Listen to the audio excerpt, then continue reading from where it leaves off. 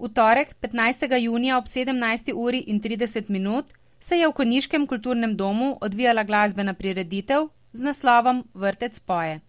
Na njej so se predstavili otroški pevski zbori iz enot konjiških vrtcev. Mladi pevci od 4 do 6 let so skupaj s svojimi zborovodkinjami polni dvorani v kulturnem domu predstavili svoje delo med šolskim letom, ki se počasi izteka.